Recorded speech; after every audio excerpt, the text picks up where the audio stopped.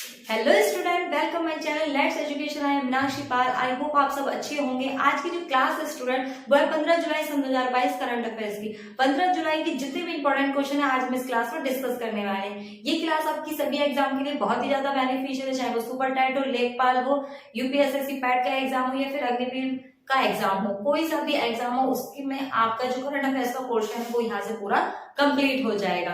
ठीक है, आज की क्लास शुरू करने से पहले आपसे मेरी यही रिक्वेस्ट है कि अगर आपको ये क्लास पसंद आती है तो ज्यादा से ज्यादा लाइक कीजिए, शेयर कीजिए, चैनल को सब्सक्राइब कीजिए। ये क्लास आपकी डेली 8 बजे होती है और एक क्लास आपकी 6 बजे होती है शाम को, जो पॉलिटी की होती है, जो अभी स्टार्ट की गई है। ठीक है, मेरी कुछ तबियत खराब होने की वजह से मैं उस क्लास को भी अटेंड नहीं कर पाती, पर जल्द से जल्द उस क्लास को भी मैं शुरू कर दूंगी।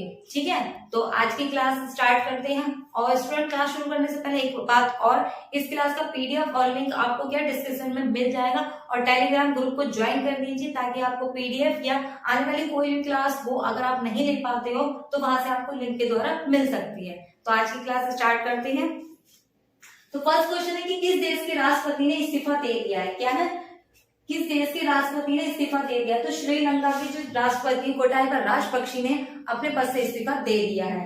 73 वर्ष की एज में उन्होंने अपने पद से इस्तीफा दे दिया है। अब देने का रीजन क्या है आपको पता है स्टूडेंट, मैं कई दिनों से लगातार बता रही हूँ, जो श्रीलंका को अपने आर्थिक संकट से बहुत बुरी तरीके से जूझ रहा है। ठीक है, वहां की आर्थिक दशा बिल्कुल भी ठीक नहीं है। अभी वहां के प्रधानमंत्री जो है विक्रमसिंघे सिंधे, उन्होंने भी अपने इस्तीफे की घोषणा कर दी थी। ठीक है, इससे पहले 3.8 बिलियन डॉलर क्या है हमारे देश ने वहां के लिए मदद के लिए दिए हैं। किसे? श्रीलंका को दिए हैं। और खाने पीने की भी आपूर्ति भारत बहुत ही ज्यादा कर रहा है क्योंकि जो श्रीलंका है वो हमारा पड़ोसी देश है। ठीक है, और स्टूडेंट आपको बता दूं, इससे पहले जो यहाँ पर मतलब कि प्रधानमंत्री रह चुके थे महिंदा राजपक्षे, उन्होंने भी इसी कारण से किया था, अपने पद से इस्तीफा दे दिया था।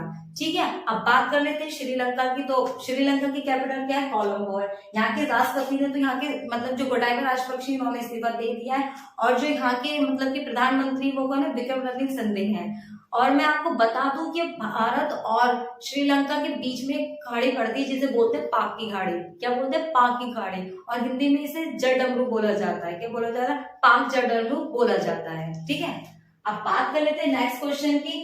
तो सेकंड की कि किस राज्य में पहला मंकी पॉक्स का मामला देखा गया है? क्या है? किस राज्य में पहला मंकी पॉक्स का मामला देखा गया है? तो कहाँ देखा गया है? केरल में देखा गया है। कहाँ देखा गया है? केरल में देखा गया है। केरल के कोल्लम जिले में है।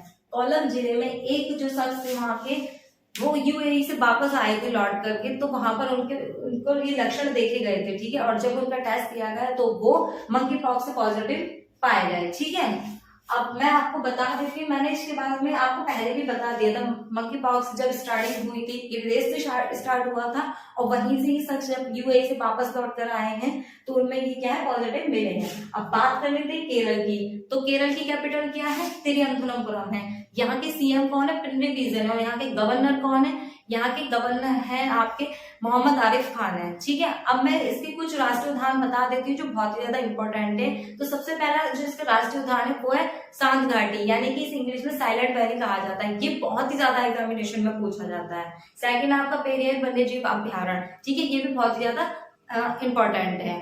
अब मैं बता दूं आपको स्टूडेंट कि यहाँ का जो राष्ट्रीय पशु है वो क्या है? यहाँ का जो राष्ट्रीय पशु है वो आपका हाथी है।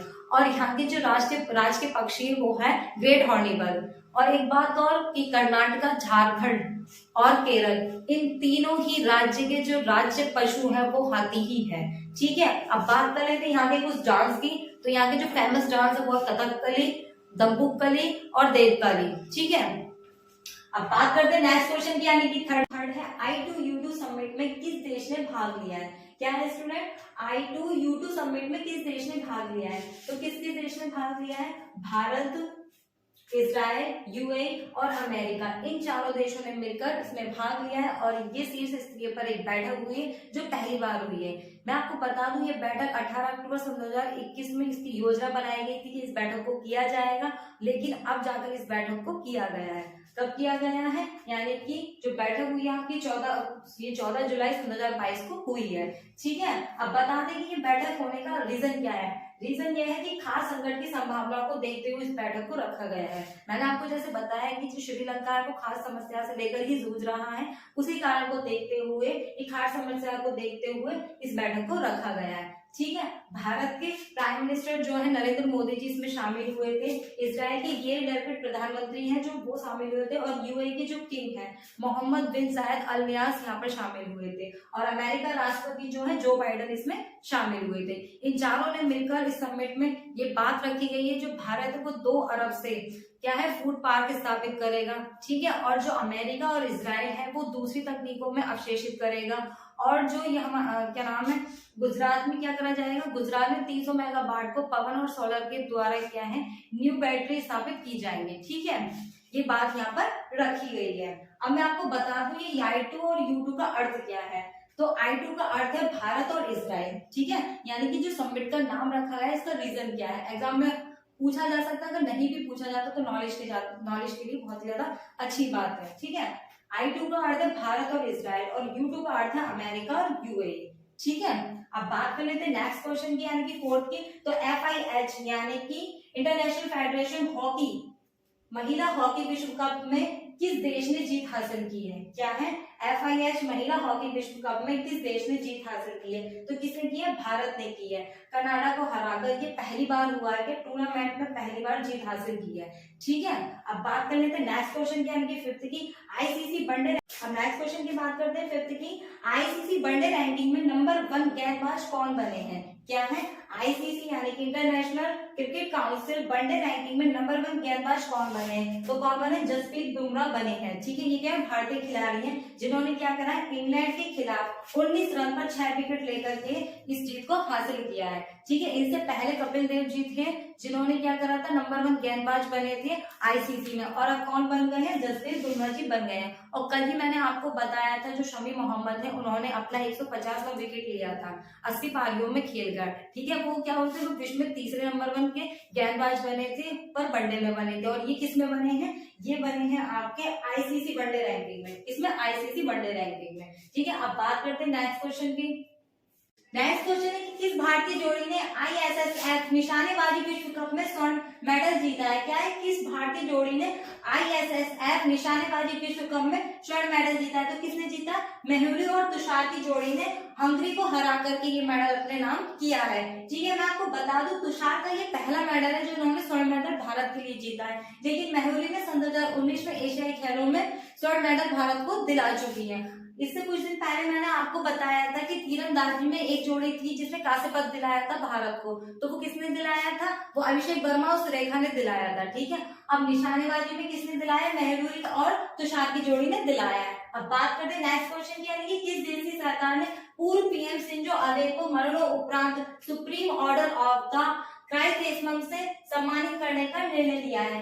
ये एक मरणोपरांत दिया जाने वाला अवार्ड है, क्या नाम है इसका, सुप्रीम ऑर्डर ऑफ द क्राइसेस्मम से सम्मानित करने का निर्णय लिया है, तो किसने लिया है, जापान ने लिया है, ठीक है। जापान के जो पूर्व प्रधानमंत्री थे शिंजो अबे, एक शहर में नारा लगाते समय उनकी हत्या कर दी गई थी, मैंने अभी आपको बताया था कुछ दिन पहले, तो उनको ही मरणोपरांत ये उपहार देने की सम्मानित करने के फैसला किया है, किसने, जापान ने। बात कर लेते जापान की, तो जापान की कैपिटल क्या है, टोक्यो, यहाँ की करेंसी क्या है, येन है, और यहाँ के जो प्रेजेंट के यानी कि वर्तमान काल के जो प्रधानमंत्री वो कौन है, फूमियो किशिदा है, कौन है, फूमियो किशिदा है, ठीक है। अब बात करें तो नेक्स्ट क्वेश्चन की, यानी कि 8 की, कौन सा देश प्रत्येक वर्ष 14 जुलाई को राष्ट्रीय दिवस के रूप में मनाता है, क्या वह कौन सा देश है जो प्रत्येक 14 जुलाई को राष्ट्रीय दिवस के रूप में मनाता है, और जिसे बास्टिल दिवस भी कहा जाता है, क्या कहा जाता है, बास्टिल दिवस भी कहा जाता है, तो कौन मनाता है, फ्रांस मनाता है। फ्रांस की कैपिटल क्या है, पेरिस है, ठीक है।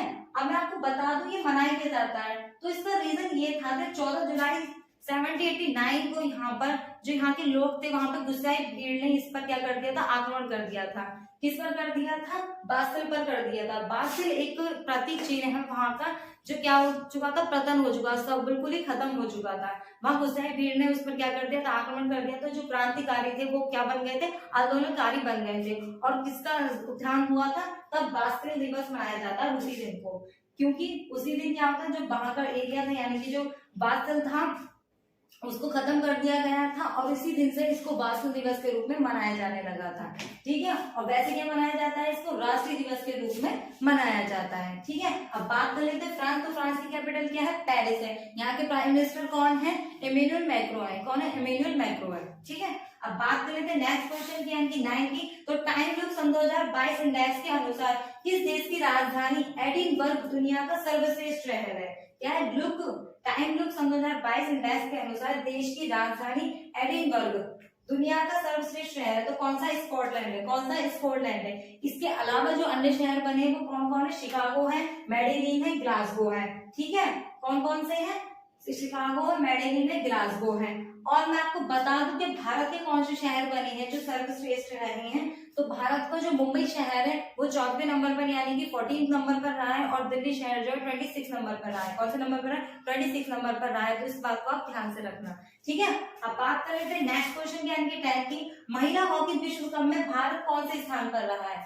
यह है महिला हॉकी विश्व कप में भारत कौन से स्थान पर रहा है। तो 9th नंबर पर रहा है। इसमें क्या करा, स्पेन के साथ, मतलब कि स्पेन से हार का सामना किया है। पहले राउंड में जीत गई थी भारत की टीम, लेकिन क्या हुआ था, जब तीसरा राउंड शुरू हुआ था तो स्पेन से उसको शिकस्त खानी पाई थी।